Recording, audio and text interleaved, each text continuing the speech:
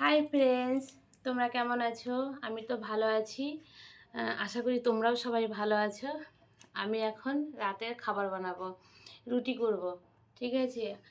আর প্রথমে আমি আটাটা মেখে নেব, হালকা পরিমাণে লবণ দিয়ে দিচ্ছি।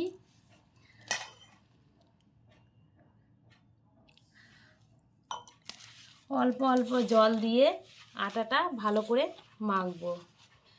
আর তোমরা জানো কি না জানি না, আটাটা যত ভালো করে মাখবে, মানে একটু নরম যদি হয় আটাটাও মানে রুটিটা নরম হবে। তোমরা সেইভাবে মাখবে। আমি কিভাবে মাখছি সেটা একটু তোমরা দেখবে, ঠিক আছে।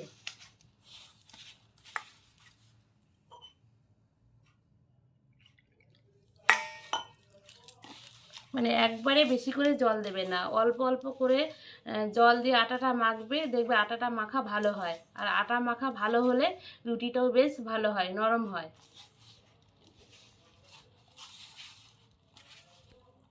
হাই ফ্রেন্ডস, আমার আটাটা মাখা হয়ে গেছে। কিভাবে মেখেছি একবার দেখে নাও।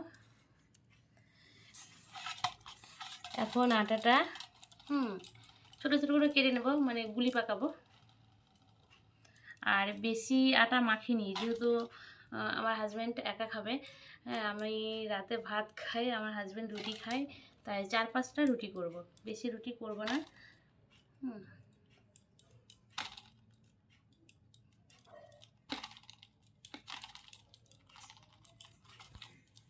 5টা রুটি করব, ঠিক আছে।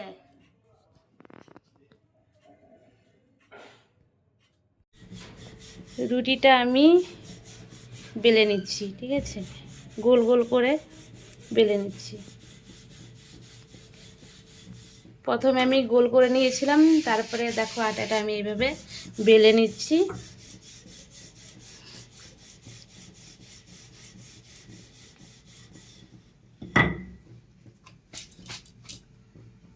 দিয়ে দিলাম।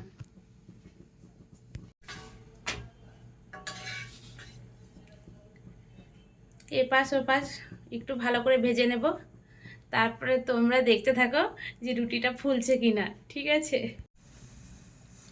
দেখো কি সুন্দর রুটিটা ফুলছে, দেখেছো বন্ধুরা?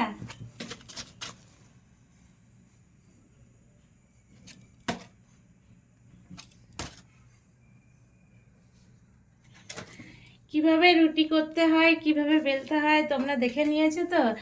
আর যখন মানে আটাটা গুলি করে বেলবে, যতটা পাতলা হবে রুটি কিন্তু ততটা খেতে স্বাদ হবে। সবাই একটু ভিডিওটা দেখবে, সাপোর্ট করবে। ভিডিওটা দেখবে, সবাই সাপোর্ট করবে, ঠিক আছে। সবাই ভালো থাকবে, সুস্থ থাকবে।